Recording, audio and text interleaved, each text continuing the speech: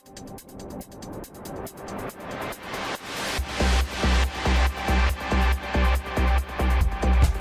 into your seats and get ready. It's time for the Mortarpod.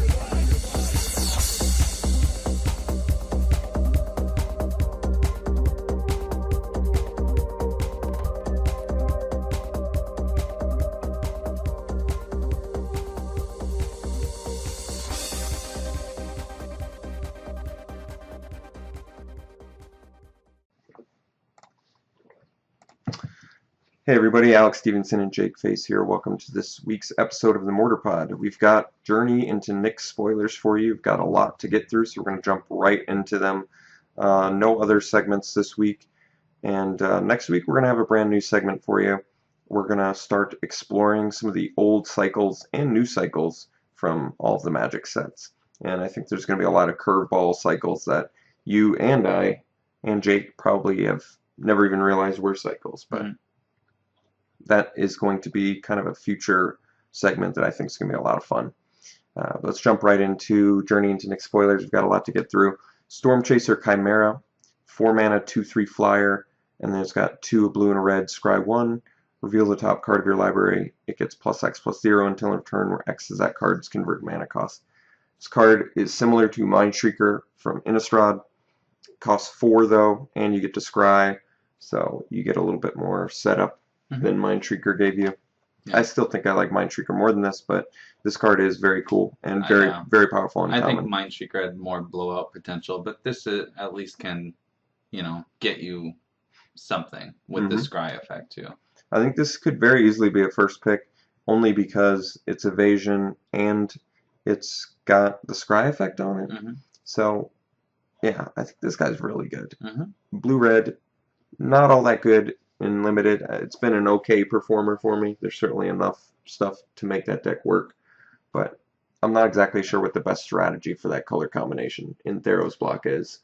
Yeah, I mean, usually they want it to be spells, but this time, obviously, it's enchantments are the big thing, so it's a little harder to get there. It's true. Makes it an awkward color combination for this block. Overall, very highly playable in limited. Revel of the Fallen God is the next card. It's 3, 2 red, 2 greens, 7 mana, sorcery. Put 4 2/2 red and green satyr creature tokens with haste onto the battlefield. So this card is pretty cool for limited. We're not going to see any constructed play out of it, is my wager. If Army of the Damned never saw play, this is sure not going to see any play. I'm a little bit bored of the card just because we've already seen Xenagos, the Planeswalker, who gives us the same token. Yeah. So it makes it less exciting, but I do anticipate winning and losing with this card a couple times in some drafts, and I think it's... Actually, that's a good question. Is it worthy of a first pick in a draft? That's debatable. I'm actually not 100% convinced it is. Yeah, I mean, if you're ready to go down that color combination, then maybe, but I think 7 drops might not be. 7 drops in general, typically not first pickable so much. I've done it, like with Eater of Hope even, which you might think isn't good, but in limited is really good. Yeah, I can see that. So some of the 7 drops I think can be taken, but I'm just not convinced this is one of them. No, I agree. So overall, very limited playable, not a snap first pick by any stretch of the imagination. Third, we have Fleet Feather Cockatrice.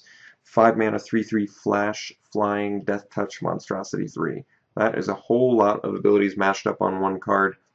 I think this is easily a snap first pick, even though it's 2 color, which is something I typically don't like to do in my first pick.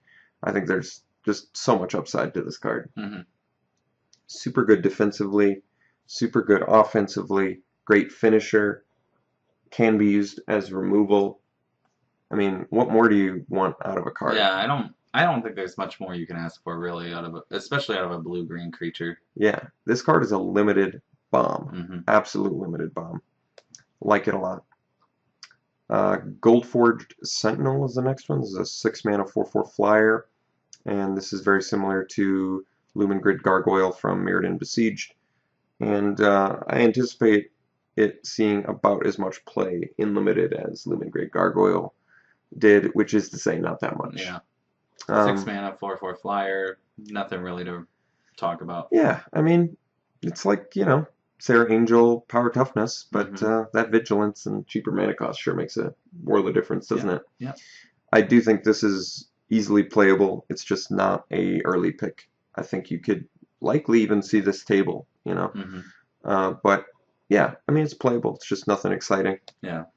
Deserter's Quarters, 2 mana artifact. You may choose not to untap it during your untap step, and then it has 6 in tap target creature. It doesn't untap during its controller's untap step for as long as Deserter's Quarters remains tapped. It's a lot of instances of the word tapped in that, by the way. Very similar to Amber Prison, an old card that did basically the same effect, except you could also tap down artifacts and lands too. So I think this card in this format is very good. The 6 price tag on the activated ability seems steep, but because this is a bestow format where people just aren't afraid to load up a dude with, 2 other bestow creatures because they're going to get their guys back, this thing actually preventing that is very big and very relevant. I think this is a highly played limited removal spell.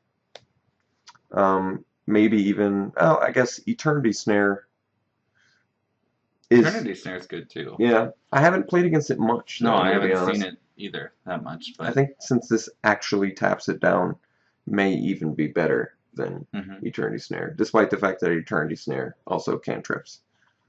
I like this card a lot. Chariot of Victory, 3 mana artifact equipment. The equipped creature has first strike, trample, and haste, and it equips for 1. So similar to Swiftfoot Boots in terms of 1 mana equipped for haste, but similar to Fleet Feather Sandals from the same block in that it also gives haste. Yeah, for 1 less than that too, but at the expense of flying. But you do get first strike and trample, and I think those two are really, really relevant together. I think this will have an effect on limited play.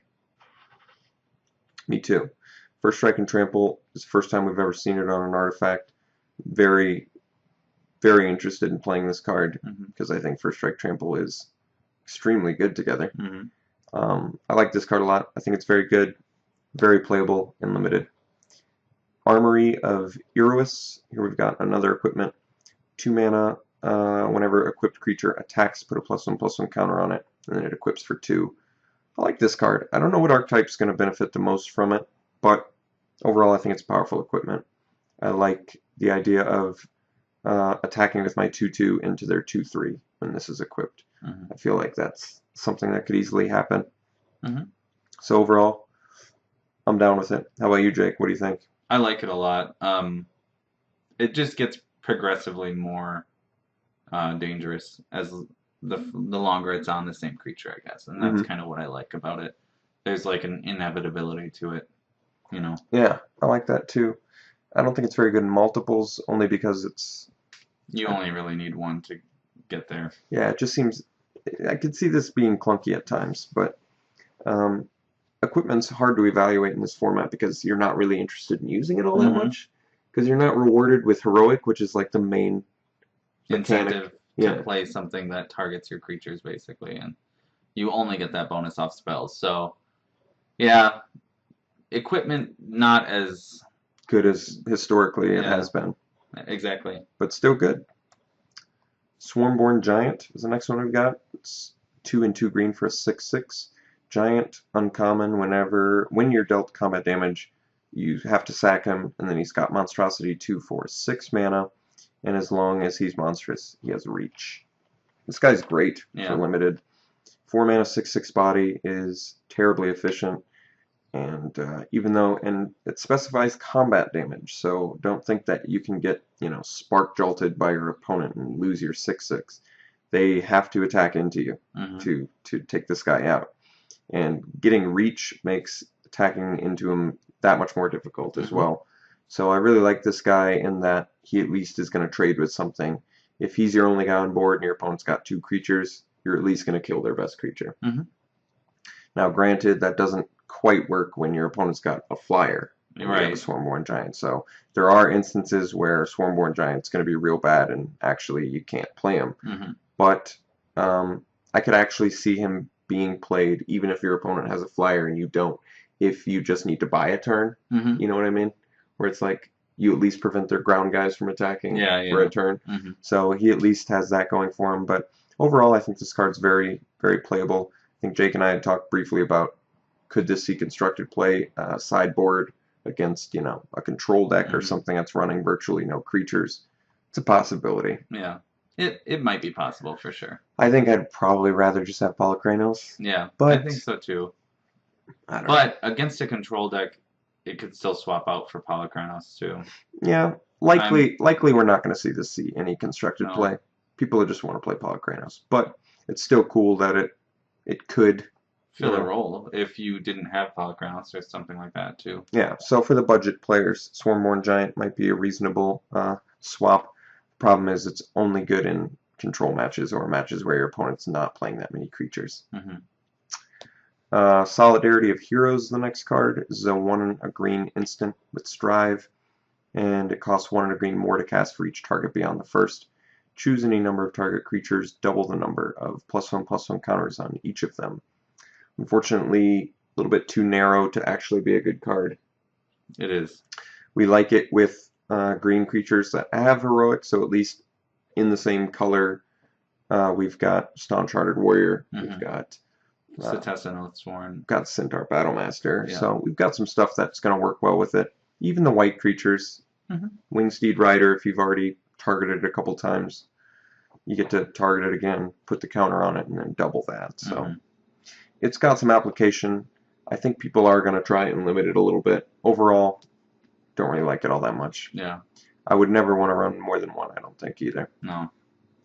I think you had pointed out, at the very least, you can target any heroic guy with it. Yeah. So let's say you target a Wave Crash Triton with it. You don't get the +1/+1 counters, Yeah. but at least you get to lock something down in a pinch. So, possibly playable. Yeah. It might be best if you have a Phalanx Captain, and then the Strive is relevant too. Yeah, that's true. That's good. Because then you can at least strive onto non-heroic guys and still give them 2 counters. That's kind of cool. Yeah. Overall, not Yeah, too kinda playable. lackluster. Yeah.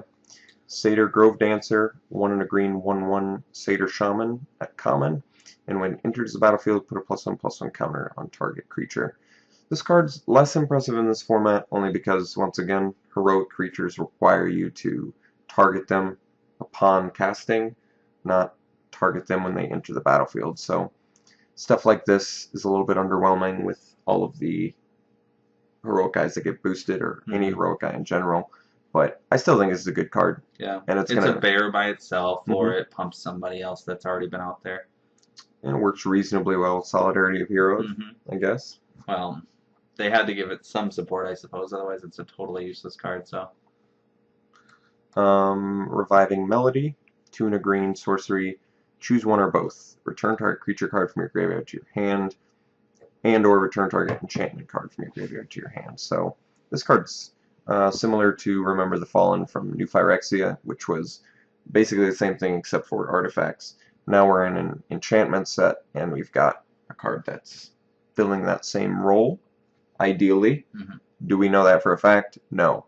And in fact, 2 cards that were vaguely similar to it, March of the Madness from this block, March of the Return. March of the Return from this block, as well as From Dusk Till Dawn, or Dusk Till Dawn, or Dawn to Dusk, whatever that card's called. Both of those have seen almost, I would say, close to 0 play in Limited. Sadly, I mean, March of the Return, perhaps a sideboard card if your opponent's playing the removal deck, which was a deck, or is a deck in Limited, but I don't know. I'm not sold on Reviving Melody being as good in this block as Remember the Fallen was in Scar's block, but it's just too hard to evaluate right now. I'm not sure, but it's certainly playable and Limited. I just don't know how good it is yet in this block. Pharaoh's Band, Thunderhoof, 5 mana, 3/4 Centaur Warrior. Whenever you cast a spell that targets them, put 2 +1/+1 counters on them. Similar to Staunch Hearted Warrior and Centaur Battlemaster, it's at common. Not too much to say about it. Yeah, and it's another heroic guy in green, so it gets more than one counter each time, and he's good. You'll play him. I like that he's common. Yeah. The next one is Oakheart Dryads, 2 and a green, 2/3 enchantment creature, nymph dryad with constellation. Whenever it or another enchantment enters the battlefield under your control, target creature gets +1/+1 until end of turn. So similar to Ivy Lane Denizen from Gate Crash, except instead of giving counters, it only gives until end of turn. So I imagine this could have originally been printed, or they were playtesting with the counters and they just probably thought it was too good, Probably. so they had to swap it out. But this card gets very good in multiples, which seems entirely possible when you've got it at common. Mm-hmm. I like this card. Mm-hmm. Very limited playable. Nessian Game Warden, 5 mana, 4/5 beast. And when it enters the battlefield, look at the top X cards of your library, where X is the number of forests you control. You may reveal a creature card from among them and put it into your hand. Put the rest on the bottom of your library in any order. What do you think? I think it's a really great card. If you manage to go mono green, it's obviously much stronger. Not a constructed playable card. Maybe Commander could play it, but yeah, I think in limited it's still a cool card. If you go 2 or 3 deep and find a creature, you're okay with it. And even as a 5 mana 4/5, I would still play it. Me too. Next we've got Nature's Panoply, or Panoply. Yeah. 1 green instant, and then it's got Strive for 2 and a green, and then you choose any number of target creatures, put a +1/+1 counter on each of them. So I guess we've got a card that works with the Solidarity, but I still don't like Solidarity. I would rather play this card over Solidarity. oh, 100%. So this card is actually going to be very limited playable, especially when you factor that it 1 mana doubles, gives 2 counters to the white heroic guys, or even the new blue and red and black heroic guys that get counters. So it's a combat trick. It's instant speed. It's got Strive, multi-target, very playable limited card. Market Festival is 3 and a green enchant land. Whenever enchanted land is tapped for mana, its controller adds 2 mana in any combination of colors to his or her mana pool. This is a card I would love to have if I knew I was going to get a Chromanticore. Yeah. Unfortunately, you're going to be drafting this before you get your chance to see Chromanticore. I don't think this is a high pick, though, so you might still be able to pick them up late and still go into Chromanticore if you're already 2-color. Yeah. I mean, if you got a bunch of 5 and 6 and 7 drops, this card's going to be really good. It's okay. Yeah, it's only okay, though. I agree, though. You're going to see it tabling all the time, so if you're interested in those sort of 5-color, you're insane decks, there you go. Market Festival's pretty cool. Humbler of Mortals, 6 mana, 5/5 elemental. It's got Constellation. Creatures you control gain trample until end of turn. Not too much to say about this. It's going to be limited playable, but it's probably going to be played just as much as Vulpine Goliath, which is to say a little bit, but not too much. And never really that intimidating when they get them out either. That's about it. Yeah. Goldenhide Ox, 6 mana, 5/4 Ox creature, enchantment creature Ox. And it also has Constellation. Target creature must be blocked this turn if able. A little bit of an issue with this card. I kind of wish it was target creature blocks instead of target creature must be blocked. So it doesn't quite do exactly what you want it to do. And especially at 6 mana. However, I can see this being very game-changing, even the way it's worded now. If you're playing this on a board where your opponent has 1 creature and you have 1 attacker, this could be insane. This could be a straight-up 6 mana, 5/4 removal spell. So that's probably why they worded it must be blocked. Yeah, that's true. It also fits in theme with the culling mark or whatever from Born of the Gods. Yeah, green can get both halves of the effect, but yeah, they've actually already had the must block and all creatures must block this creature effect, so the must be blocked is probably safer at this point, I guess. But overall, fine card. Can't really complain about a an actual benefit. Unfortunately, it's not a May, so you do You have target to. itself.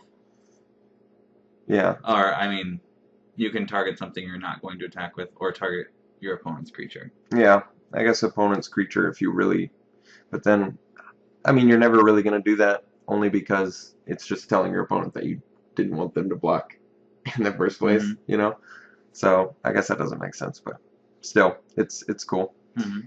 Desecration Plague is the next one. 4 mana sorcery, destroy target enchantment or land. So it's sort of Green's Demolish. I would say it's significantly better than Demolish. Yeah, And I think this is totally main deckable. I do too. It's 4 mana, which is kind of the slot that's you want to really you don't want to really draft too much 4-drop early. Mm-hmm. You know, 4, 5, and 6 is like stuff you pick up later to fill that. And until then, you really want to just make sure you've got the prime 2 and 3 drops to get you to your 4, 5, and 6 Yeah. drops. So I don't think this is going to be highly played main deck, but I feel like it is really good, though. I do. it's certainly a I good feel like it's very sideboard strong, card. yeah. And yes, I think it is main deckable since it can be a creature removal. Consign to Dust, 2 and a green instant, with Strive for 2 and a green.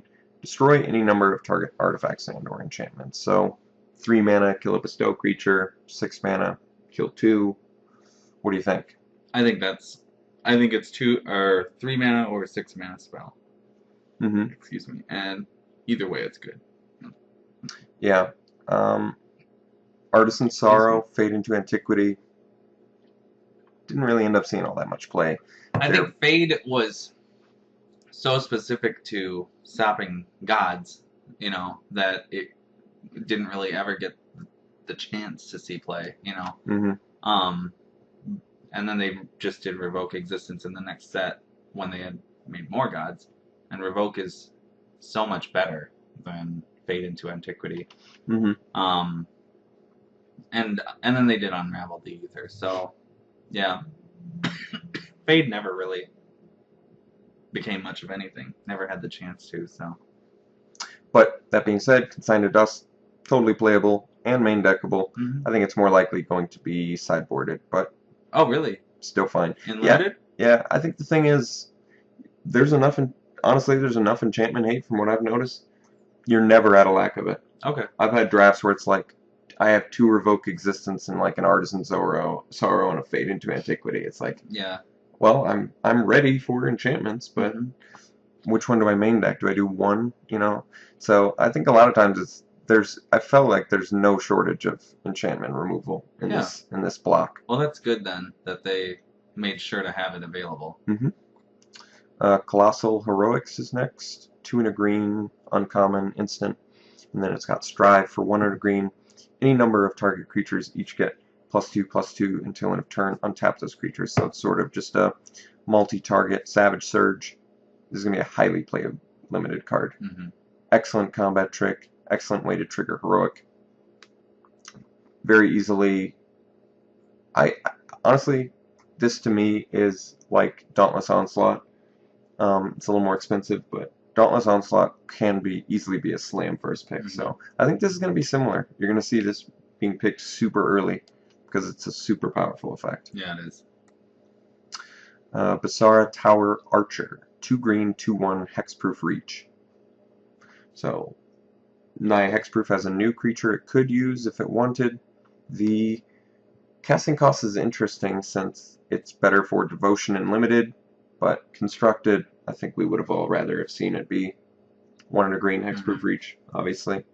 I'm really surprised that they feel like that is too much, but I guess it maybe is. 1 and a green for reach at common has been done before for 2/1. I think they just wanted the devotion aspect of it to be, play a role with it. Relevant, yeah. Mm-hmm. But I like this card. I don't think Naya Hexproof's necessarily going to play it. I think they'd still rather play their Glade Cover Scout on turn 1 and their turn 2 double Ethereal Armor or Madcap skills. But this is an option they could potentially go into. As far as limited goes, excellent card. Great for your bestow. Mm-hmm. I mean, talk about, you really can't get blown out with this one. Have they even done any other hexproof in this set? No, I can't. Reaper of the Wilds was earlier in the block. Yeah, that was in Theros, and that was, you had to give it hexproof too. And then we'll see one later in this that has hexproof too, but you have to give it hexproof. So this might be the only one with actual hexproof. That's But cool. I can't remember exactly, so don't quote me on that. Wildfire Cerberus is next, 5 mana, 4/3, 7 mana, monstrosity 1. When it becomes monstrous, deals 2 damage to each opponent and each creature your opponents control. This card's cool. I like this one a lot for limited. 2 to each opponent and each creature your opponents control is super. That can be like a huge board wipe. And then you get a 5/4 that gets to attack too. So a little bit inefficient in the mana cost, but this is still super highly playable and limited, and I would rate it very high. I would. I'd probably pick it 4th or 5th. Expect to see it maybe that late. Maybe you could actually see it later. I mean, crazier stuff's happened. I've seen Nessie and Asps go like 8th or 9th pick or something. That's really crazy too. So crazy things happen, but I think for red, this is a card they would love to have. Starfall, 5 mana instant, deals 3 damage to target creature. If that creature is an enchantment, deals 3 damage to that creature's controller. So, what do you think? I think it's a cool card. Thankfully, it's instant. 5 mana for 3 damage to a creature is not that good, though. I really wonder if you'll ever absolutely need to play it. I think you might need it as a 1-of in your deck. I'd play 2, but I think I'd stop at 2. Yeah, me too.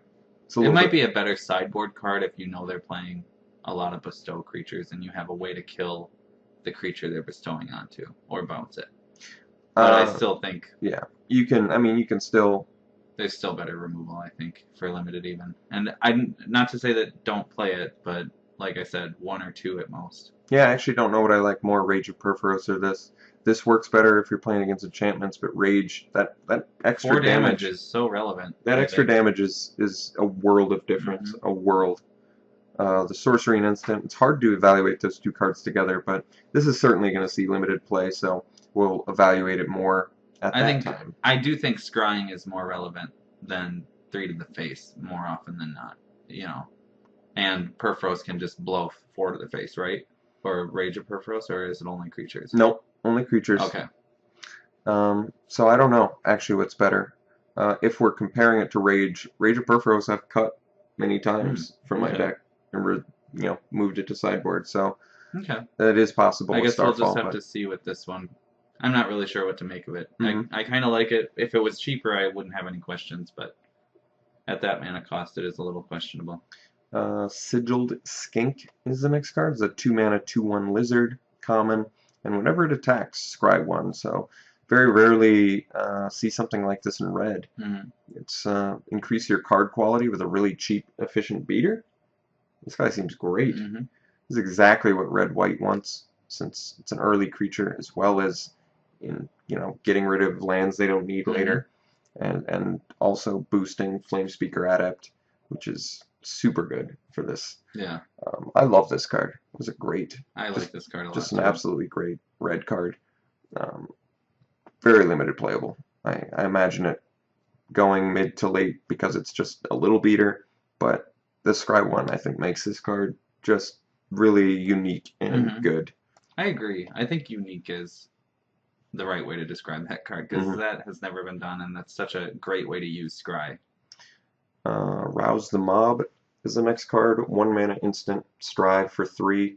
Any number of target creatures each get +2/+0 and gain trample until end of turn. Decent. Yeah. Nothing too exciting. Triggers heroic, which is cool. Giving trample and boosting is also good.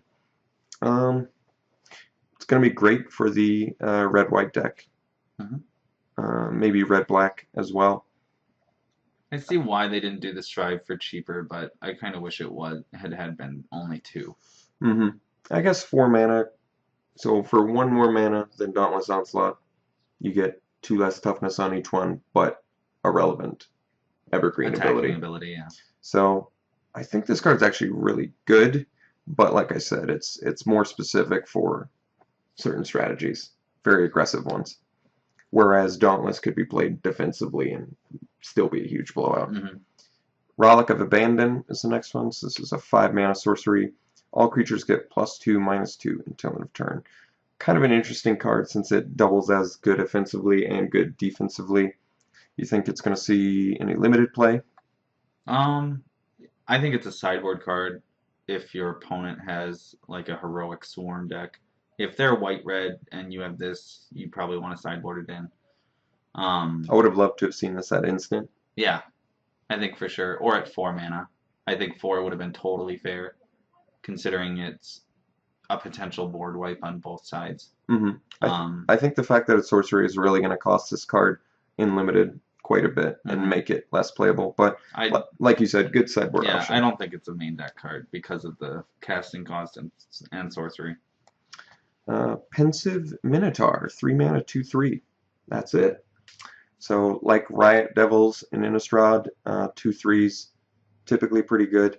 This one at least is a relevant creature type for the Kragma Warcaller, Rage Blood Shaman, anything else that affects Minotaurs. Yeah. But beyond that, yeah, 3-mana, 2/3, totally playable. In fact, Fellhide Minotaur is the black version of this. Interesting. Magma Spray, this is a reprint. 1 mana, instant, 2 damage to target creature. If that creature would die, exile instead. So the only constructed application I can really make out for this is for stopping Chandra's Phoenix. That's about it. Is there much beyond that? I really don't think so. Maybe stopping Scavenge for scavenging use? Yeah, are there any dice triggers that are relevant or anything like that? There probably is. I mean, Zathrid Necromancer gets a little play. Yeah, that's actually a great one, though, that it stops. But yeah, just not quite a ton of stuff. It's not as relevant as it was for stopping Undying, or I guess that was Pillar of Flame, but yeah, but at the time that it was out, it stopped Flashback Unearth. What it stopped was it stopped you with your like Boros deck wins basically, because your played a Geopede and your step links were dead the turn they came out. Oh, I see. Spray, it was basically just a good anti-aggro card. Okay. So unless there's an aggro deck out there, like the black one, this would beat up on the black aggro deck really well. Not super exciting in constructed right now. It doesn't have a relevant part. That exile it isn't relevant. I guess vampires were out during Zendikar block, and Colostria Highborn in particular. Yeah. So that makes sense. That makes a little more sense for Magma Spray's relevance then. Okay. As far as limited play, great card. And Bloodghast. Super good and limited. Lightning Diadem, 6 mana, aura. When it enters the battlefield, it deals 2 damage to target creature or player. Enchanted creature gets +2/+2. This card seems really expensive for what you get. I do like that it could be 6 mana, kill that guy, trigger my heroic, swing for a bunch. So I do think this is oddly enough playable. Never more than 1, and only for a deck that really needs it.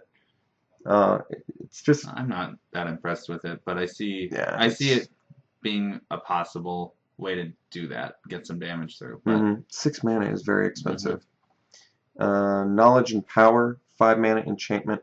Whenever you scry, you may pay 2. If you do, Knowledge and Power deals 2 damage to target creature or player. I like the essence of this card. My main issue is paying 2 after you scry seems expensive, doesn't it? You're going to already be paying for a spell, likely, to get your scry, and then having an additional 2 as well as this 5 I mean, mana how often is it a free scry? Like Thassa and Skink have free scry. That's about it. I'm pretty sure that's about it. But then you're really Reaper of the Wilds off color has scry. Yeah, I guess that's true. But I mean, then you're looking at like Titan Strength as your cheap, efficient ones. And I'm very happy this can target creatures. That's going to help this card a lot.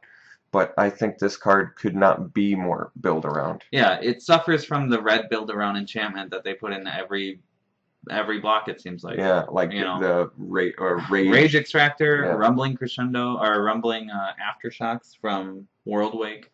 The last one was Pyro Convergence. Even the what was the shards one where it was like the Restless, or whenever you play a creature with power 5 or greater. Oh yeah, Where Ancients Tread. So you've got that too. Yeah.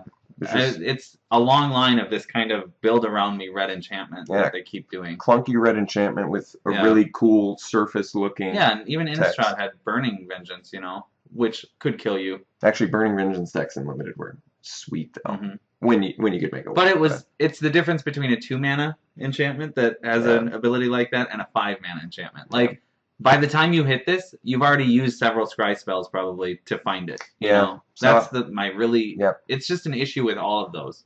So, unfortunately, I think the Knowledge and Power deck, you're not going to see very much of it. No. Unlimited. And it's an uncommon, and it only is in one pack. So, next we have Gluttonous Cyclops. 6 mana, 5/4, with Monstrosity 3 for 7. Pretty simple. Jake and I commented it kind of looks like a penis. And I looked at this a little art. bit. I looked at this art, and I thought it looked way more disturbingly like a penis after I looked at it. The is fact that very there's strange. like white sheep coming out of his mouth in a drop-like fashion is also not. I didn't even. His eye slit is actually vertical instead of horizontal. Like his eye goes vertically. And We got to have a chat with Steve yeah, Prescott. yeah, this one's really bad. I don't know if that, like, the thing coming off his leg is supposed to look like a testicle too, or what, but, Jeez. I mean, I just felt like it went way beyond what needed to be for phallic looking. The neck is so veiny, it's so veiny in a not neck-like way, Anyway, you can look at it when you open packs. This thing it's a penis with sheep being shot out of its mouth. That's the only thing I'll ever see. So it's okay. I think the card's, I think it's worse than Ill-Tempered Cyclops. Mm-hmm. And but it's still just fine. It's fine. You'll play it. Yeah, you'll play it in a pinch. Like I said, you usually don't have a hard time finding playable 6-drop creatures. Flurry of Horns, 5 mana sorcery. Put 2/2/3 red Minotaur creature tokens with haste onto the battlefield. So kind of cool card. At least they have haste. This is the second spell in the same set. That's a spell that grants haste creatures. Haste tokens, yeah. Very strange. It is. It's exactly like Night Watch, only I feel like haste and larger and more toughness is more relevant than vigilance. Yeah, I could see that too. I think So I was a agree with that. little surprised by this card when I first saw it, that they just one-upped a white card that produced tokens. This feels like a good cost for what you get, and I Mhm. think this card is actually going to be very limited playable as well. Especially those Minotaurs decks are going to love that. Yeah. Flame Speakers will actually. It's kind of funny that the haste is irrelevant with Graven War Color if you already have a War Color out. Yeah, yeah. I mean, it's still really good, but it's just redundant. They didn't even need it, yeah. Flame Speakers will 1 red aura enchant creature you control. Enchant creature gets +1/+1. Whenever enchant creature deals combat damage to a player, you can sack this, and if you do, destroy target artifact. A little bit narrow, a little bit odd in that way. We haven't seen a ton of artifact hate. Pretty much Reckless Reveler and this, and then I guess some of the green like Fade into Antiquity and stuff, and Revoke.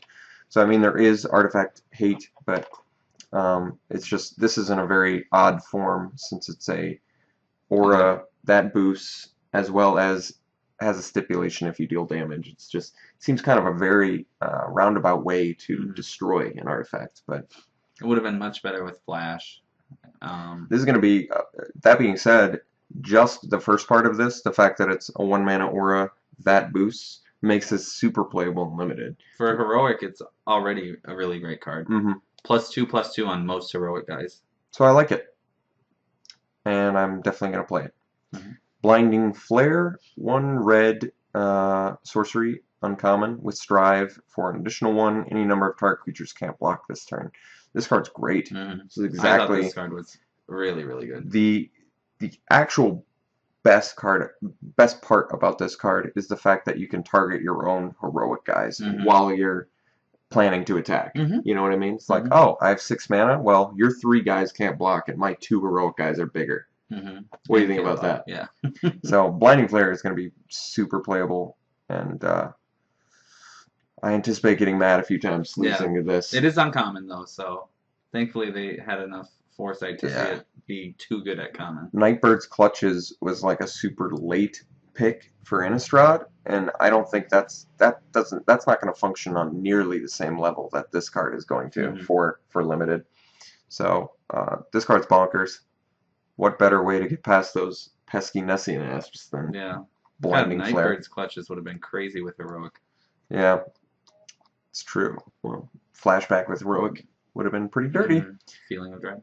Blade Tusk Boar is coming back as a reprint. 4 mana, 3/2 Intimidate. This has always been really good in Core Set, and then it was in Zendikar. Yeah. I don't think it was as good in Zendikar because it was such a quick format. You couldn't really afford to pay 4 for 2 toughness. For Core Set, however, I thought Blade Tusk Boar was a phenomenal card. The red Intimidate, I feel like, is actually better than black Intimidate, but I don't know why exactly I think that. It's because red is typically not a color that even has blockers in the first place, whereas black does get larger butt end guys. I guess that makes sense. Additionally, it seems like most of the pro players have resoundingly decided that red is the weakest color in this block, which is definitely going to make the Intimidate on this even more relevant. So I love Blade Tusk Boar. I mean, factor that as well as this is a bestow format, so bestowing on your Intimidate guy, yes please. That seems good. Blade Tusk's a great card. A Crowan Linebreaker, 2 and a red, 2/1 with Heroic. Gets +2 and +2/+0 and Intimidate until end of turn. So even another red Intimidator. At 3, no less. So. This card's bonkers, actually. Yeah, this card is really, really good. For being a 3 mana 1 toughness creature, at uncommon, I'm surprised that I'm still saying this is bonkers, but I think it's great. You put a Titan Strength on this, you get in for 7, Intimidate. That's huge. Yeah, and you scry. This card's great. Yeah. Did we see something that gave double strike too? Maybe that's coming up later, but that would be insane with him too. I think there is something that gives double strike, but yeah, it's probably a white spell. Tormented Thoughts, 2 and a black, sorcery. As an additional cost to cast it, sack a creature, target player discards a number of cards equal to the sacrificed creature's power. I typically don't like cards like this. Anything that's going to require you to lose a creature and before you even punish them, and then factor that with the fact that if they have no cards in hand, this is actually a dead card. So I'm not a fan of this. In fact, I'm kind of excited to add this to our craft draft. Okay. Thoughtrender Lamia, 6 mana, 5/3 enchantment creature with Constellation. Each opponent discards a card.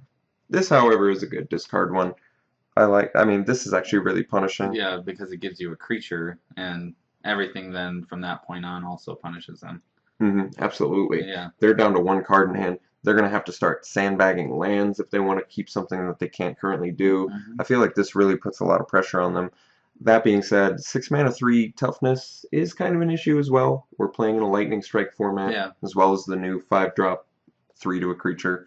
So yeah, and actually that one would be really devastating against this. As well as the fact that this is an enchantment, like you said, so that punishes it, but any enchantment removal, which we just talked about how much there is, also takes care of this.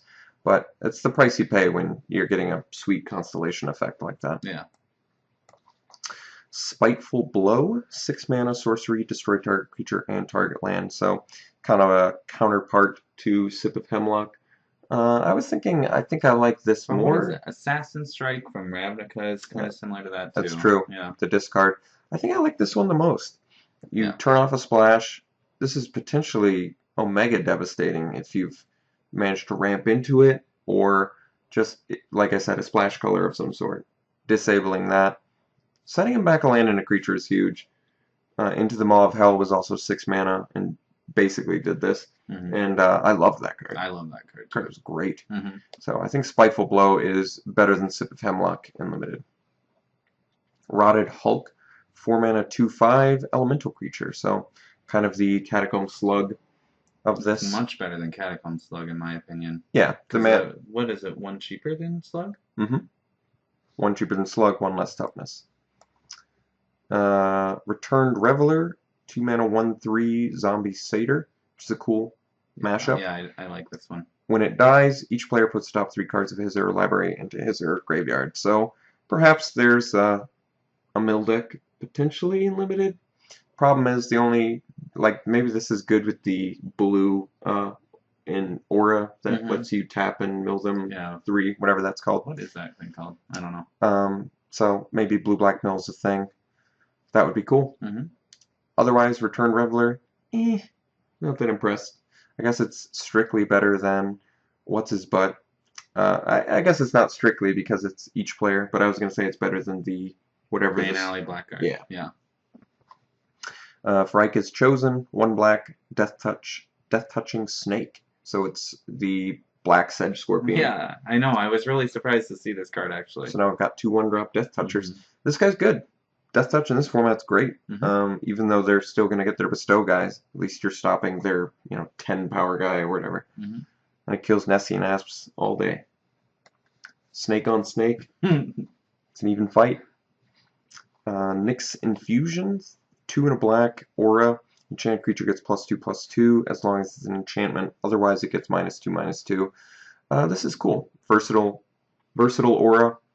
I love the fact that you could boost your heroic guy or take out their. I mean, just make sure you never make the mistake of your creatures get +2/+2 and your opponent's creatures get -2/-2 because it's not quite how it works. Yeah. You really want to make sure you're not casting it on their enchantment creature. Yeah. Yeah. Or you're going to be living in a world of pain and regret. But this card's great. I think this is actually a very early pick too. Very early since its removal. Nightmarish End, 2 and a black instant. Target creature gets -X/-X until end of turn, where X is the number of cards in your hand. If you have a high mana curve, you could easily see this being very playable. Otherwise, I still think it's pretty playable. You're going to know maybe mid to late game to start sandbagging lands if you're already at a spot where you don't need them. And then your lands can at least give you some extra additional benefit for this. Yeah. And it gets... negging toughness is always good because you can kill regenerators, like Servant of Or Timuret. indestructible, like gods. That's a good point. I like it. And it's instant. So yes, good card. Grim Guardian, 3 mana, 1/4 enchantment zombie creature. Common. It's got Constellation. Each opponent loses 1 life. This card's good too. I like that it feels like its Constellation ability works very well with it its. wants to do. Yeah. Which is just sit back and defend you. You get to block all day and punish your opponent slowly as you're progressing the game. I think this card's great. I don't know how early of a pick it is, but I think it's a super playable card.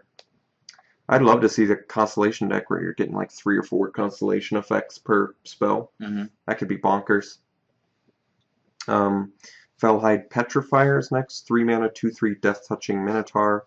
Other Minotaur creatures you control have Death Touch. So yet another Minotaur Lord. Maybe not a Lord in the strict sense, but similar, in a similar vein at least. Yeah. It would have been cool to see it boost, but I understand why it's not. It's an uncommon. I think the Death Touch is very cool, though. Yeah, I like that. I think it's cool for limited. This is like a really sad lord if you wanted to actually make a Minotaur constructed deck, though. I actually think this is a really early pick because it's got Death Touch itself. Yeah. You could have 0 other Minotaurs, and he's still a 3 mana, 2/3 Death Touch. That's really good. Which was really, really good in Lorwyn block, at least. For the 4 mana, 2/3 Death Touch guy. Yeah, true. And so this guy, I think, would be really relevant. Feast of Dreams. 2 mana instant, destroy target enchanted creature or enchantment creature. This card's great too. This one, unlike the revoke existences and stuff like that, you feel a lot better. I don't know. I feel a lot better main decking this one than I do them. Speed stuff, yeah. Yeah. Well, because when you're playing those, the intent is to take out a creature with them anyway. And actually, it's because also black never gets enchantment removal. Right. So. And this one specifically can also take out an enchanted creature. Whereas Revoke would only be able to get rid of the stuff bestowed on it. Very true. So they've Nimbus Naiaded up their Nessie and Asps, and all of a sudden you're like, oh, beautiful. Can't wait to destroy that. That's cool. Very good card. Cruel Feeding. 1 black instant. It's got Strive for 3. Any number of target creatures each get +1/+0 and gain lifelink until end of turn. So similar to Cutthroat Maneuver. In fact, for the same, you get to target the same amount and don't get the toughness boost, but for 7 you can target 3, so or you can target 1. There, yeah, or yeah, very good point. So Mortals Ardor, similar to that. I like this card. Yeah, it's gonna the see usefulness is in its versatility, you Mhm. know, but it is a very good card still. Absolutely going to see some play. I think Cutthroat Maneuver, I feel like was picked early. Initially. Yeah, Hmm. now it's going late. Not exactly sure why. I still play it and I like it, and I've won because of it. I think this card is better for me. Like I like Cruel Feeding more than Cutthroat Maneuver. Yeah, I think I agree. I like the versatility of this Mhm. makes it, even without the toughness boost. Cast into Darkness, 1 and a black aura. Chain creature gets -2, -0, and can't block. This card's really good too. This is much better than the blue cards from Innistrad that did this because it additionally makes them unable to block. Hmm. I think this card's going to see tons of limited play. I think it's actually going to be. I'm trying to think how early of a pick it is. I actually feel like it's a pretty early pick. You're disabling. A cheap guy or You're basically. I mean, passing through their defender late game. I wanted to say you're basically killing their 2 and 3 drop, but unfortunately, because it's a devotion block, that's not necessarily true. You could theoretically do this on like a Centaur. What's his face? Swordwise Centaur, and they're still getting that double devotion. Mhm. So it's not quite as good as I was just saying, but Yeah. it's still very, very strong card. If you're the control blue black deck, you would love to have like 3 of these, I'm sure, and you wouldn't be that unhappy. No. And it triggers Constellation and then removes the creature, so I like it a lot. I think it's a very playable card. Dreadbringer Lampads, 5 mana, 4/2. Whenever it or another enchantment enters the battlefield, okay, target creature gains Intimidate. This one's great too. Intimidate, And any target creature. awesome evasion. It's got high power, so it works well with its own constellation. Mhm. How high of a pick? I don't know. It's really hard to evaluate these high mana cost, low toughness creatures. It seems like that's a common theme now with the constellation dudes almost. Yeah. At least with the black ones. The green one, I guess. Well, the black rare one has high toughness. Overall, though, Mhm. awesome card. Bloodcrave's Hoplite, I Two- like this guy. 2 mana, 2/1 human soldier at common. It's got heroic +1/+1 counter on it, and whenever a +1/+1 counter is put on it, you can remove them. A +1/+1 counter from target creature and opponent controls. May seem narrow, but there's a lot of heroic guys that get bigger. And this is the only black creature in the whole block that has the green and white heroic. Yeah. I think boost. that what they did was in this final set, each color got one common guy that had that ability. Because there's the red hoplite too, and then Seems like I can't remember what the blue one is, but I swear there's a blue one. there definitely is. It seems like one more parallel you Mhm. can do with Scars of Mirrodin, where you had New Phyrexia giving you the blue and red and Yeah. They finally had the infect infect creatures. at the end. Yeah. Aspect of Gorgon, 3 mana aura, enchant creature gets +1/+3 and has Death Touch. This card is actually great. Hmm. The 3 toughness boost is much This better card's than incredible, yeah. actually. Giving the toughness boost instead of the power boost, like if this were swapped, it would be less good. Hmm. So the way they have it set up is exactly what you want. And once again, more ways to trigger heroic, Hmm. and getting Death Touch is great as well. So this card's going to see a lot of constructed or limited play. Hmm. Agent of Erebos, 4 mana, 2/2 with Constellation. Exile all cards from target player's graveyard. Not that Not good. relevant, really.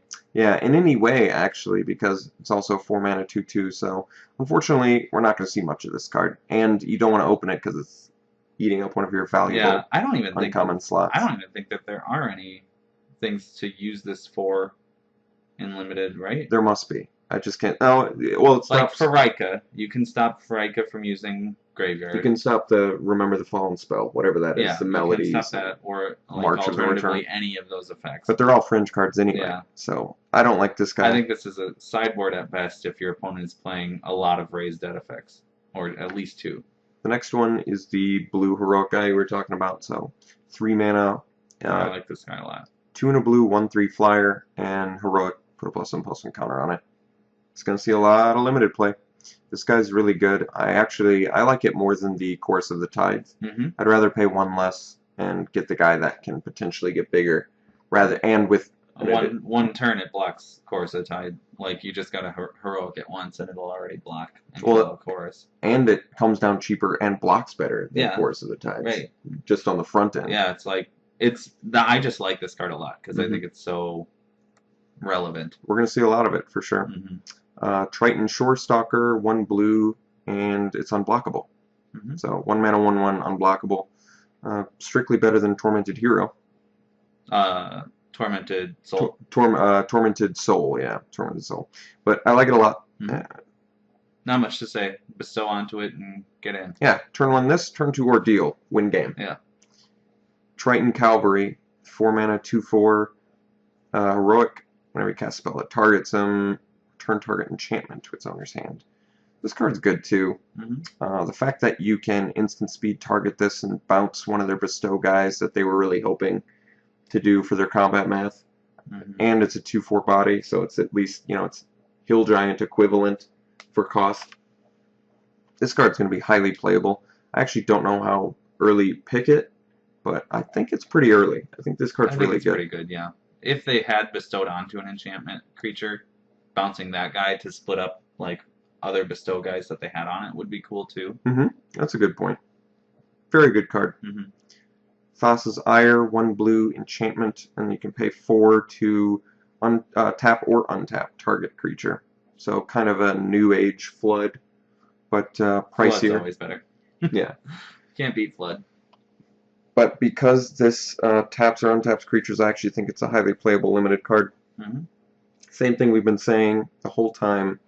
People are bestowing onto one creature to make it huge and fat because there's not a lot of ways to punish that.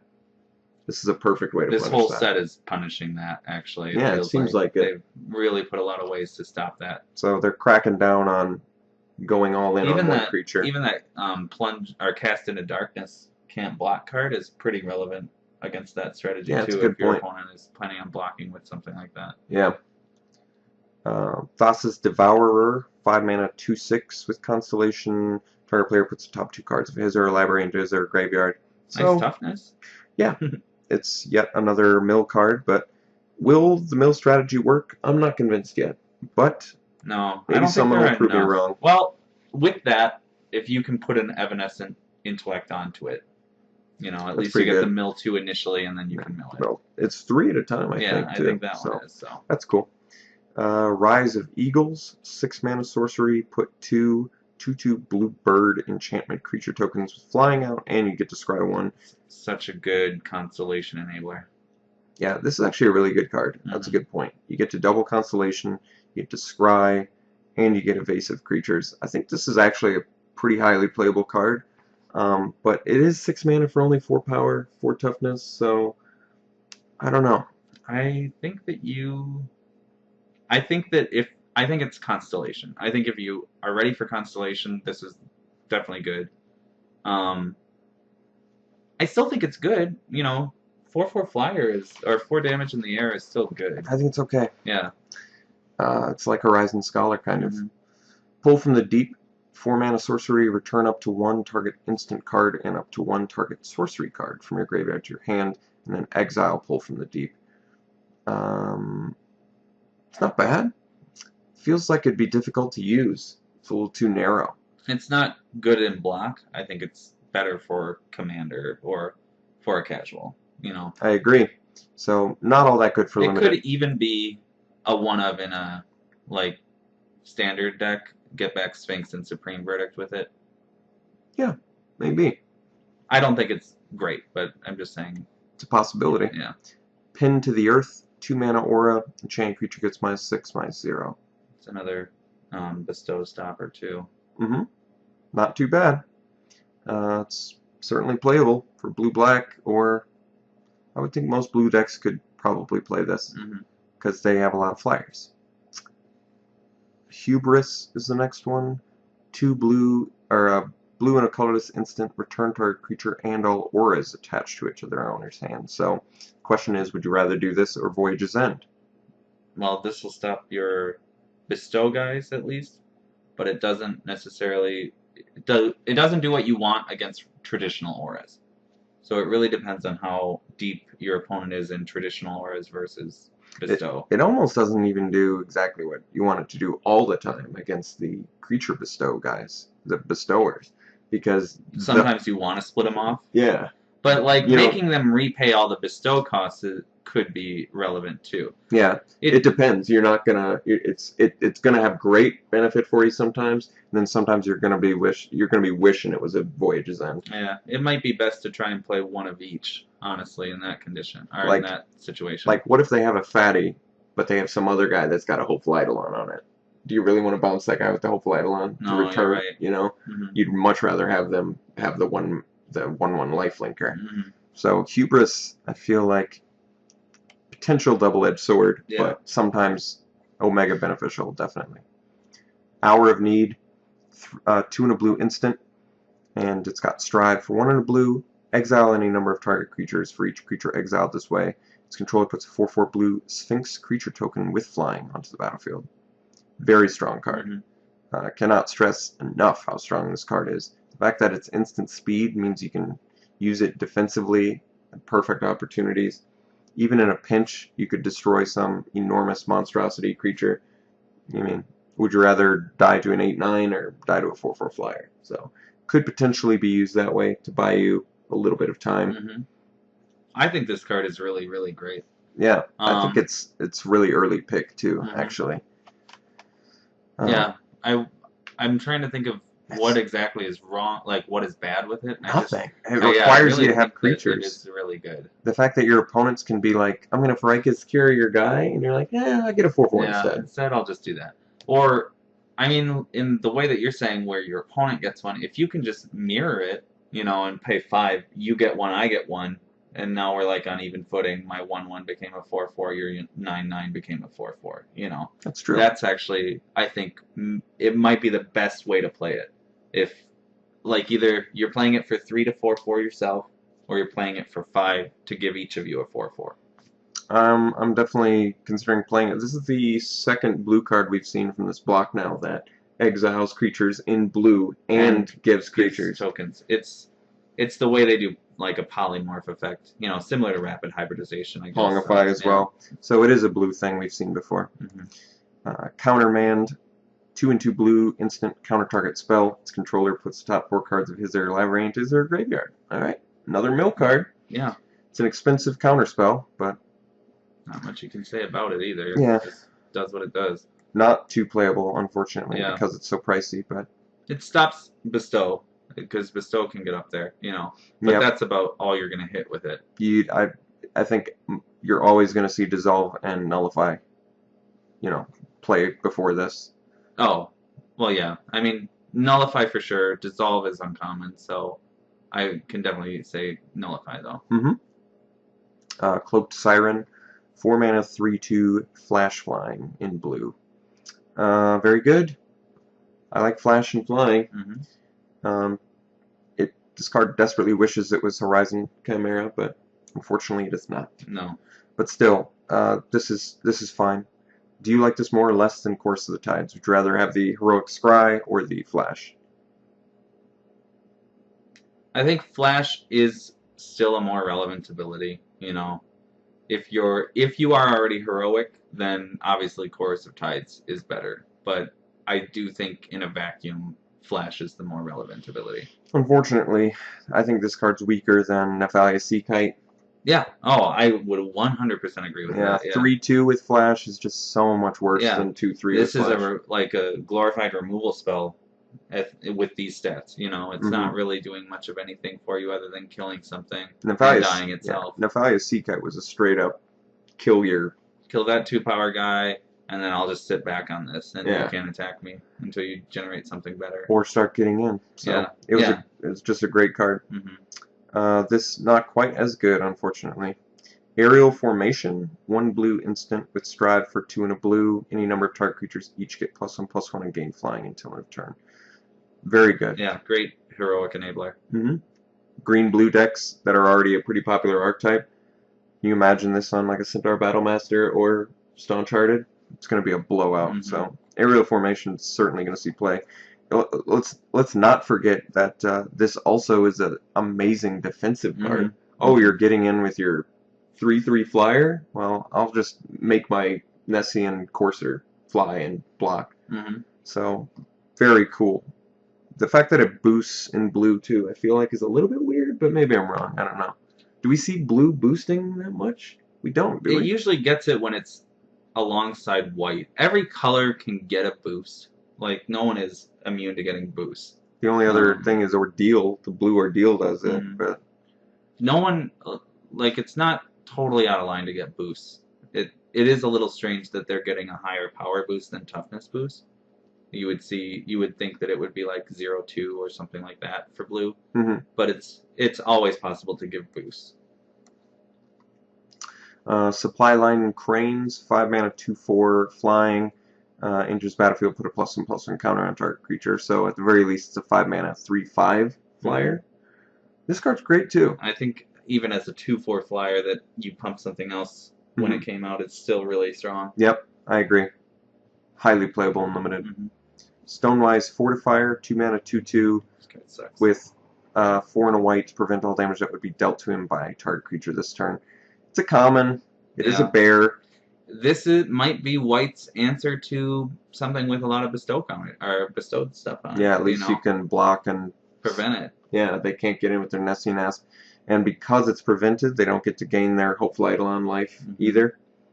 And I think for that it's okay. Yeah, I think that more often than not it's a bear. Mhm. It one-ups your philosopher, your traveling philosopher. Bears are fine in good point. Bears are fine in this format, and this is better than it's actually strictly better than Philosopher, because Philosopher was a human, but so is this. Yeah. And the only reason that was important for the Cavalry Pegasus or whatever, but so they should have. I think they should have actually made this not a like human. Like a Leonin or something. Yes. Yeah. So then there was at least some incentive to play Philosopher over this. Sky Spear Cavalry, 3 and 2 white, 2/2 flying, double strike. It's pretty amazing in a set that's got Bestow. Yeah. And all sorts of other auras. So despite the fact that you're paying 5 mana for 2 toughness, I think this card is this card's an all-star actually. I think this might be a first pick most of the time. It's getting in for 4. You know. I think so. Double strike flying is really strong on a 2/2. Next turn you're at 6, so most bestow is really easy at that point. Fabled Hero has been a powerhouse card in Limited, so I imagine this being very good as well at Uncommon. Skybind, 3 and 2 white enchantment with Constellation. Exile target non-enchantment permanent, and then return that card to the battlefield under its owner's control at the beginning of the next end step. So, once again, it's rare, but a good way to break up bestow creatures, and a good way to get rid of +1/+1 counters on already heroics. Yeah. So this actually the anti-heroic on that is actually very, very relevant. And it's an enchantment, so it gets its own ability. Triggers other constellations. So I think this is actually a first pick too. I think you could easily first pick that. And even more versatility, you can do it on your own guys if they have Enter the Battlefield abilities to get additional benefit. Reprisal, 1 and a white instant, destroy target creature with power 4 or greater, can't be regen. This is a reprint as well. I think this is significantly better in this format than it was probably when it first came out. Yeah. And I would definitely much better than when it first came out. What do you think's better, Jake? You think this or Vanquish the Fowl's better? I can't tell. Would you rather pay 5 more mana or? No, it's only 4 more in at sorcery speed to scry 1. So okay. Yeah, it's like the same, and then it can regen through that. So why would you even print Vanquish the Fowl if you knew you were doing this card? That doesn't seem to make a lot of sense, does it? No. And Vanquish was uncommon as well. Yeah. If you wanted to do Vanquish the Fowl that way, what it should have been then is 7 mana, destroy a creature with power 4 or greater, scry X, where X is its power. Ooh, that would have been cool. Yeah. They just probably didn't want to go into that scry X territory. Too sketchy. Then they should have flipped them and done Reprisal first set and that one in the last set. Yeah, or make it common maybe. Yeah. Or make it 5. Actually, common would have totally solved the situation. Yeah. But yeah, I don't want to get off on that tangent any more than we already have. That being said, Reprisal's totally playable. Yeah, way good. And in Standard, totally relevant against Obsidat. Oh yeah. Oh god. Wow. That's my new tech for that, Yeah. isn't it? Mm-hmm. Nice. Corey Colossus, 7 mana, 5/6 uncommon giant. When it enters the battlefield, put target creature into its owner's library, just beneath the top X cards of that library, where X is the number of planes you control. So this is part of that Yeah. cycle I thought that this was a rare when I first heard about it. That's cool. because it's reminiscent of the white primordial, Mm-hmm. actually. But this card's great. Mm-hmm. This is absolutely worth, in my opinion, absolutely worth 7 mana. 7 mana. Yeah.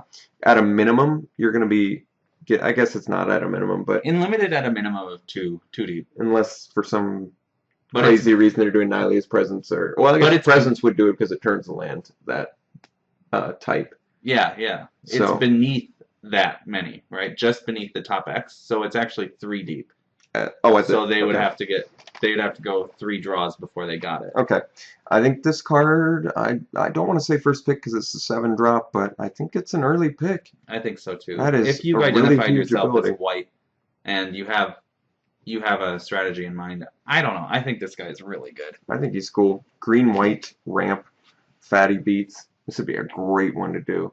And there's enough of the ramp enchantments now in green that you can definitely hope to get there.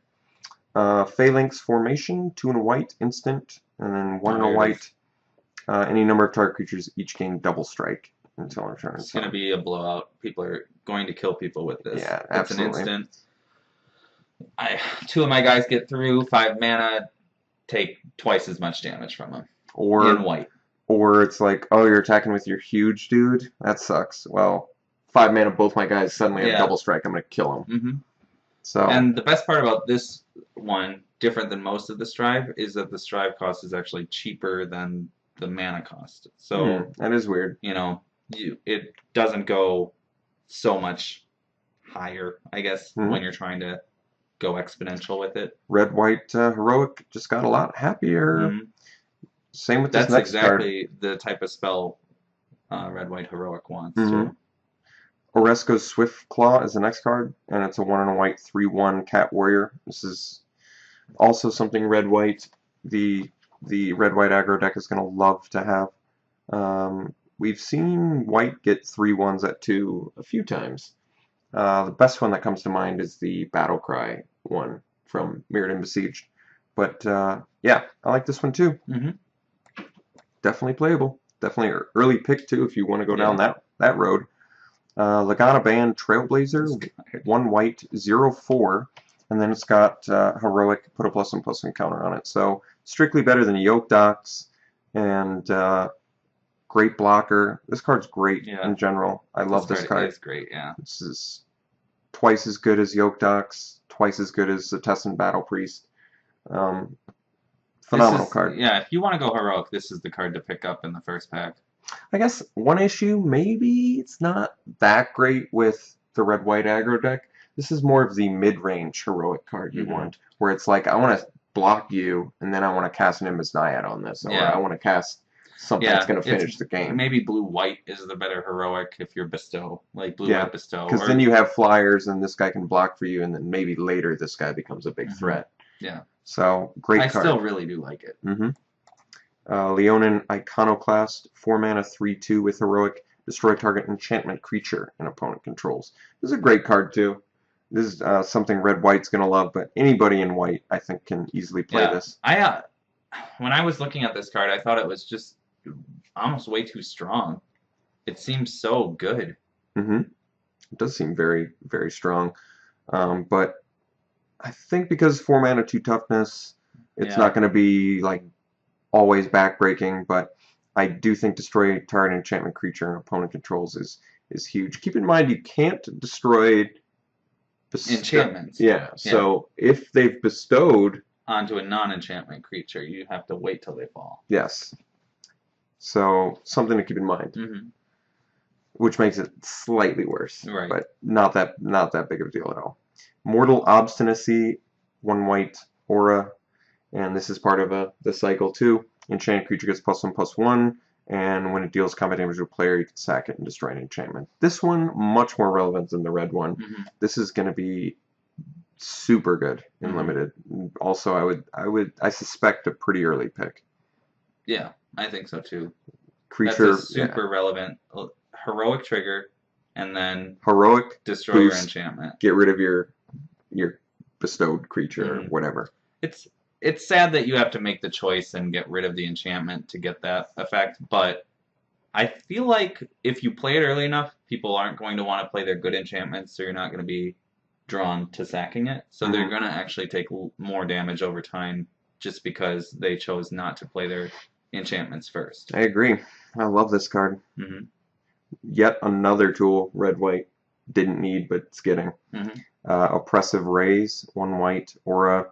Enchanted creature can't attack or block unless its controller pays 3, and then activated abilities, enchanted creature costs 3 more to activate. This card's cool. That half the price of a pacifism, and it might as well be a pacifism early in the game. So I think this is actually a pretty early pick too. I guess it does get significantly worse mid to late game. Yeah, but even still, and in multiples, it could be like a much better thing as well. You know. I think it's totally limited playable. Yeah. And I would actually be thrilled to have it in my red-white aggro deck, I feel like. Because when they finally play their turn 3 creature, you could oppressive raise it. But then I guess, yeah. If they're tapped out. No, it's actually beautiful because they can't block that turn. Yeah. So it is yet another tool red-white aggro's going to love. Or shuts down, in a way, monstrosity, makes it almost impossible to do a lot of them. You know. So that's something to think about too. A Crone Mastiff, 4 mana, 2/2 Hound with a white and tap target creature. Always a great effect. On a creature. Wasn't as good on the equipment than the Song Lyre, but that also costs 2 mana, I think, to activate it once it was on the creature. At least this only costs 1. Yeah. It is a 4 mana 2/2, but yet another red-white beautiful card that they're going to love to have. Yeah. And we already talked about why tapping creatures down is better in this format than probably any other format ever. Armament of Nyx, 2 and a white, aura. Enchanted creature has double strike as long as it's an enchantment. Otherwise, prevent all damage that would be dealt by enchanted creature. So make sure you don't screw this one up. Yeah.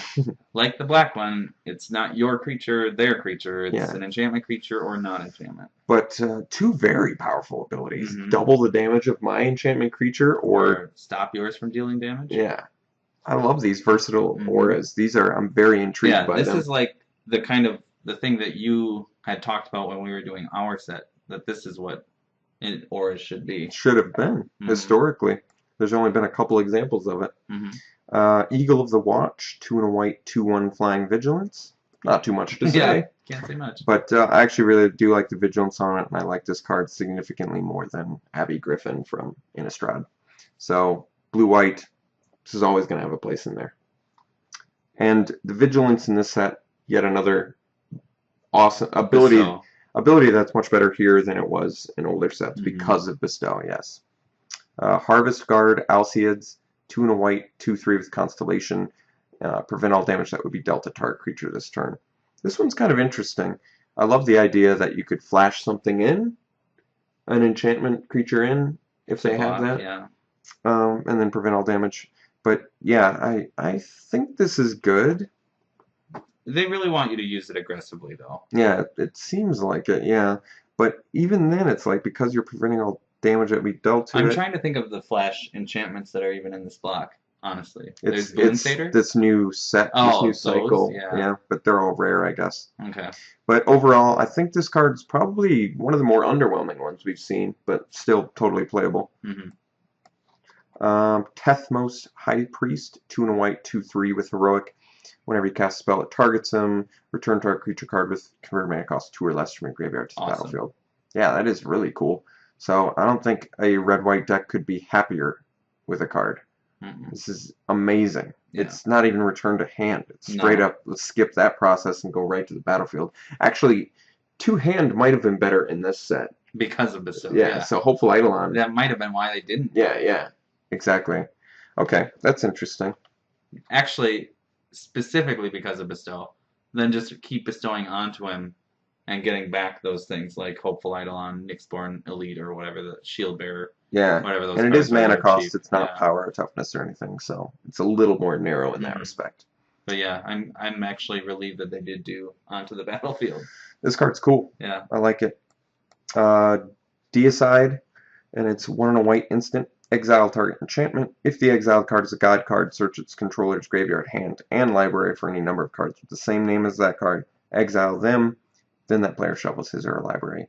For Constructed, the only application I really see right now is for the Mono Blue Devotion, which is the only deck that I know of that runs 4 of a god. Of the same It's god. exile target enchantment, though.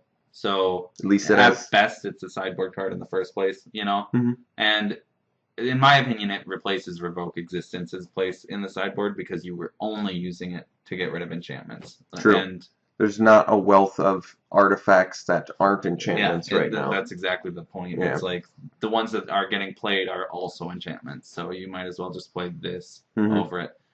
It's a little disappointing as a rare. Yeah. I don't really see the rareness of it, except for the fact that you're killing a god completely removing a god, I guess. But gosh, I still don't know that I see the rareness of it. Me neither. Not too exciting of a rare, definitely. No. Banishing Light. Now this is an exciting card. 2 and a white enchantment. When it enters the battlefield, exile target non-land permanent and opponent controls until Banishing Light leaves the priest. Name even sounds kind of familiar. Banishing Priest. Oh, that's right. That makes sense. So this card, if you didn't notice already, is Oblivion Ring with fixed text so that you can't do your stupid little... Yeah, exile it. The hijinks were you, with the ability on the stack, removed it so it would go away permanently. That's gone. Doing your cute little flicker effects to permanently exile things is now a thing of the past. But Banishing Light, in my personal opinion, is going to have the biggest impact on Standard right away. Because now we're going to see decks besides Blue-White Control that have access to Oblivion Ring. And finally, we have an Oblivion Ring that can Oblivion Ring and Oblivion Ring. Yeah. And Detention Sphere. Yeah. So it's nice to finally take care of that stupid thing in a different way. But yes, Banishing Light is going to see tons of play everywhere. It's a snap first pick. There's nothing wrong with it. It's a constructed card. It's going to be great. Ever since they printed Oblivion Ring, that card has proven to be fair in like every sense of the word. And straight up format changing. It's format defining. I swear it was. Oblivion Ring kept Planeswalkers in check. It kept stuff that White could not easily deal with in check. It's going to keep gods in check now. Yeah, I'm happy with it. I'm happy to see it back. Yeah. Dictate of Erebus. This is part of a cycle. 3 and 2 black enchantment with flash. Whenever a creature you control dies, each opponent sacks a creature. So this is a Grave Pact that's been modified. You pay 1 more mana, 1 less color, and you get it at flash. So why this is so good? Well, let's say you're in a combat situation where you're going to lose 3 of your creatures and your opponent's got 6 creatures. I'm going to flash this in. Trade 3 of your creatures. Trade, sack 3? So Dictate's, I would say, a bomb limited card. And are we going to see constructed play of it? I doubt it. But limited, I would snap first pick that and be pretty happy. Nyx Weaver. Green, a black, and a colorless for a 2/3 reach enchantment spider. And at the beginning of your upkeep, put the top 2 cards of your library into your graveyard, and then for 1, a black and a green, you can exile it and return target card from your graveyard to your hand. So a little bit of a mashup here. We're seeing some similarities to Splinter Fright in that you're milling yourself, and we're seeing some similarities to Eternal Witness a little bit, since it's like I can get something back, yeah. But obviously not E-Witness. You get a body and you don't have to pay for the ability. But still, I do like this card, and the reach on it is not insignificant. I actually think this could be a very early pick if you wanted it to be. Even in limited, I guess milling yourself for 2 is a little more dangerous. But there is Night Howler, and that is an actual card that we didn't mention earlier that stupid agent kind of takes care of. The Constellation 4-drop 2/2 turd. At least you're like getting the cards out of the graveyard for Night Howler. You're right. So there's like one relevant rare that it kind of stops. But Nyx Weaver going to be pairing pairing really well with Night Howler if you can ever get get those that. two together. Additionally, pairing really well with Nemesis of Mortals, which is one more card that what's its butt Yeah, kind of takes screws care over, of. yeah. A But little still, bit it's helps just to stop. it's just still too French. Night Howler and Nemesis, I should add, are super main deckable, playable, limited cards. But I think that 4-drop guy is just too French. Yeah, he is. Nyx Weaver, though, great card. Like it a lot. Very highly playable. Renowned Weaver, 1 green, 1/1, and then 1 and a green, sack it, put a 1/3. Green Spider, enchantment creature token with reach onto the battlefield. What do you think about this card? This card's kind of weird to me. Oh, how do you mean? Not in what it, not in like its color pie. It's just, I don't really see a clear purpose for it. It's like I'm going to play a cheap guy to get a guy that would have been cheap anyway. Mm-hmm. You know what I mean? I think the idea is, I think it's a holdover from Populate, first and foremost. I just think it's to expand on Populate. You know, who never really got enough to go with. Mm-hmm. So this at least gives Populate another 1-drop that turns into a 2-drop, so they can call or do this on turn 2. Yeah. So I don't see it necessarily as meaning to fit into this block. I think that it's just a holdover. Okay. And the token is just there to be a token. All right. Yeah. I'm kind of underwhelmed by it. Yeah. I mean, it's not a very special It's card. not exciting because there's nothing to do with it. Yeah. You know, and that's why I kind of think it's just... It's not going to be winning you games, Yeah. you know. Other creature going to the... I guess it's better with Night Howler. It's a card that's better with Night Howler and Nemesis of Mortals. I mean, it fits into Farika because you sack it, you get the spider, then you get a snake, you know. So there actually is many little synergies with it. But overall, pretty unexciting card. Yeah. Brain Maggot is the next one. 1 and a black for a 1/1. And when it enters, target opponent reveals his or her hand. Choose an online card from it. Exile that card until Brain Maggot leaves the battlefield. So this is yet another update to Mesmeric Fiend from Odyssey block. Torment, I think, is when that one came out in Okay. particular. And I didn't play competitively at that time, so I actually can't evaluate how playable Mesmeric Fiend was in Constructed, but I imagine this card is totally Constructed I think playable. it was a good card. I didn't play in Standard then either. I would rate this as a card that's absolutely going to see some Constructed play. Sideboard at the very least, but possibly main deck. It's a strong main deck card, Dak Faden is kind of a weird one. We know it's a 3-mana Planeswalker, but they haven't completely revealed. This is from Conspiracy anyway. Okay. So it's not even going to be in Journey. Or Standard. No, it'll never be in Standard. Okay. Unless they release it some later time. I see. So, but we don't know anything about it. I could read a few words of it, but we're kind of stretched for time, so I'm just going to skip it. It's not worth it. Strength from the Fallen, 1 and a green enchantment with Constellation. Target creature gets +X until in turn X is the number of creature cards in your graveyard. So this is a card that actually works well with that Renowned Weaver card. And with the other Weaver, the Nyx Weaver. So, and that Spider, I guess, too. That's the Nyx Weaver. No, the other Spider. The Born of the Gods Grave one? Yeah, Grave Robber Spider. So, I guess there are actually more cards than we initially thought. Even that 4-drop 2/2 guy also stops, like, Farika's Mender a little bit. You know, clogs up that benefit where you get to pull the cards from your graveyard. I mean, he's still not good. But I did just finally like there are a few cards. If your opponent's black-green, that's when you play that guy, basically. Yeah. That's the only chance you get. And if your opponent's black-green, then you're going to be sad you're in black, too. Yeah, exactly. So Strength from the Fallen, though, it's hard to evaluate how good this is. I feel like it's a little fringe. It's going to be difficult. It's going to be like a build-around sort of thing. But maybe not. I mean... This one, it's a little difficult to tell. If this one had Flash, it would be really good. Yeah.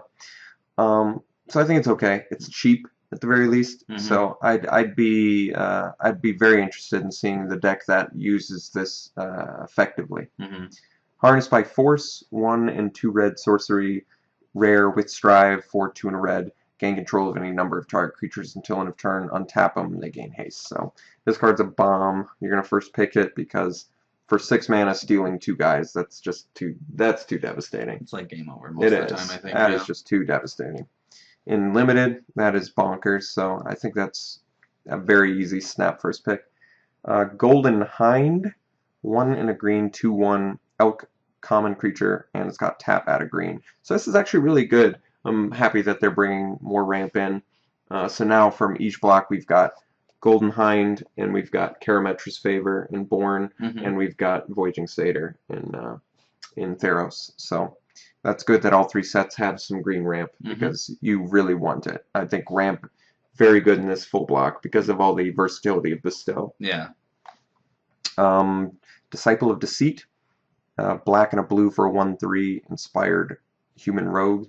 It's uncommon, and the inspired is discard a non-land card. You may discard a non-land card, and if you do, search your library for a card with the same converted mana cost as that card. Reveal it, put it in your hand, shuffle your library. So, kind of a little bit of like a. It's transmute on any card. Which is cool. It's a little difficult to get going. I find it. I think it'll be better somewhere else. You know, not necessarily in limited. Maybe. Yeah. I doubt it. You'd have to. The problem with limited is you'd have to have kind of be like, these are the 3 converted mana costs that I'll have in my deck. Yeah, yeah. You almost want to isolate it a little bit more. But who knows? Maybe just the 2 mana 1/3, and it's still fine. As maybe a 2 mana 1/3. Maybe the fear that it invokes in your opponent could do something. makes it worth it. But overall, you're right. I actually just really like the card. I do too. I think Commander's gonna love this card. That card in Freed from the Real, which just lets you tap and untap a creature over and over again, is really good in my opinion. So I like it for outside of limited and possibly limited, but I think you're not going to see it too often. Desperate Stand, a red and a white sorcery with Strive for red and a white. Any number of target creatures each get +2/+0, first strike, and vigilance. That is a good ability mashup. Not boosting the toughness is almost irrelevant because you've given him first strike, and then giving them vigilance so they can even block later. Great card. How early of a pick is this? I don't know. I feel like you could easily get away with running this for your first pick. Maybe it's a little bit later. It pushes you into it, but it pushes you into 2 color. It's not an actual threat on its own, but it's almost like for 4 mana, it's color intensive too. So that is an issue with it. I would say almost 100% of the time you're going to be casting this for 4 mana, and it could be like, you know, turn 1,000,000, you're doing it for 3, but I think for the most part you're casting this with 1 extra Strive. But very, very strong card. Font of Vigor, 1 and a white enchantment, and it's got 2 and a white. Sack it, you gain 7 life. Triggers Constellation. I think it's okay. I don't think any of these fonts are really that impressive. No, with the exception of the blue one, which I will get to. Oh, and the red one. Font of Return is 1 and a black. 3 and a. It's got 3 and a black. Sack it. Return up to 3 target creature cards from your graveyard to your hand. It's almost like too much. Yeah, it's not even it's necessary. Like they've gone so far with that. Yeah. They might as well just say return all creatures. Yeah, exactly. Although I see why they wouldn't do that. You paid 6 mana to get 3 back, so I guess it makes sense. So I don't think this card's gonna see about as much play as March of the Returned. Maybe a bit more because, like I said, the Constellation. I think this is better because you can trot it out on turn 2 and just be like, here it is, you know. And they then realize that at some point you're just gonna get guys back that they've been killing. You know? And Trigger and Constellation, both of those are relevant. Font of Ire, this one's really cool. I like this. 2 red enchantment, and it's got 4 sack it, deal 5 damage to target player. What do you think about alright, am I crazy for thinking Red White Burn could do this out of sideboard? Against who? I guess Control, which they're already favored in, but maybe even like some mid-range decks? I don't think so, because it's 6 mana for 5 damage. You know? And when you pay 6 mana in that deck, you can get 8 damage and gain 4 life. I mean, you're never actually going to pay 6 in 1 turn. No, but you're really just going to do it. It's still 4 mana for 5 damage, when 2 mana will get you 4 damage. That's true. Yeah, that's a good point. But for limited, very strong card. Font of Fertility is 1 green, and it's got for 2 mana, sack it, search your library for a basic land card, put it on the battlefield, tap, shuffle your library. So for 1 more mana than Rampant Growth, you get the same ability. It's another ramp effect in limited, though. So very playable, And once again, another Constellation trigger, Mm-hmm. also good. Font of Fortunes. This is my favorite one, I think. Besides the red one. 1 in a blue enchantment, and then 2 in sack it, and you draw 2 cards. So I really like this a lot because you don't have to do a turn 3 divination. If you're the Nullify Dissolve deck, Mm-hmm. you can play this on turn 2 and then leave up your Dissolve or your Nullify. If they don't do anything, then sack it. So very cool card. I think it's a great card. I think it's an absolutely great card. All right, we're almost at the end here. We're at our last 6 cards, so we're just going to jam them real quick and call it quits. We went super long today. God Hunter Octopus, 6 mana, 5/5. Can't attack unless defending player controls an enchantment or an enchanted permanent. Okay. I think most of the time your opponent's going to have an attack or enchantment, yeah. Yes. So you're probably fine with this card for sure. Other than that, not super exciting. Sea-Lock Monster, similar from Theros. Dictate of Heliod. Actually, one more thing on God Hunter Octopus. This is another card that's similar to Scarsblock. The guy that... Oh, I guess Steel-clad Serpent. Yeah. That's exactly like that. No, Scrap Diver Serpent. Yeah, and I was thinking of one that's unblockable if it's... That's Scars. Yeah, so that's different. This one is more like the Shards one that can't attack unless... But that one is if you control another artifact. Oh, actually. I see. So, yeah. This one is more in line with the typical Sea Serpent effect. Okay. You know, they have to have it over there. Dictate of Heliod is the next one. This is such a slam first pick, it's insane. I can't even believe this card. Honestly, I'm like surprised by it, but okay. You're just gonna expect to get your face stepped on many times in limited because of this I'll just card. Flash in my Elspeth emblem, and then I'll play my Elspeth the next turn and get 3/3/3s. So hey, you know, we could actually see a constructed tokens deck solely because of this. Yeah, card. I know. This card is ridiculous. 3 and 2 white, flash enchantment. Creatures you control get +2/+2. So 1 less mana than Collective Blessing at instant speed and less color intensive for +1/+1 less on each of your creatures. But fine, that's totally fine with me. the fact that this has flash is so insane. So that's why you're going to get blown out in limited, because you're going to be that unsuspecting victim that's like, oh, I can't wait to trade here. Yeah. And then they're like, no. Yeah. My guys are huge, your guys are dead, and my guys are still huge. For the rest of the game, and then all my future guys are huge too. So this is just such a blowout card in limited. And I like we said, this could actually see constructed play.